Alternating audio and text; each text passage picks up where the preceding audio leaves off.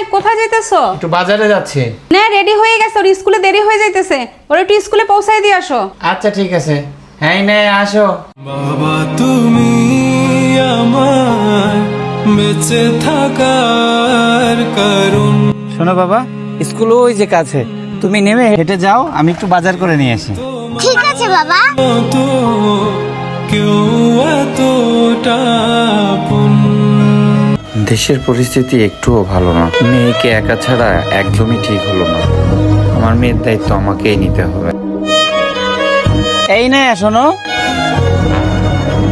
চলো বাবা, আমি তোমাকে ক্লাসে দিয়ে আসবো। না বাবা, আপনি যান, আমি একা একা যেতে পারবো। না, আমি যেটা বলেছি সেটা করো, আসো।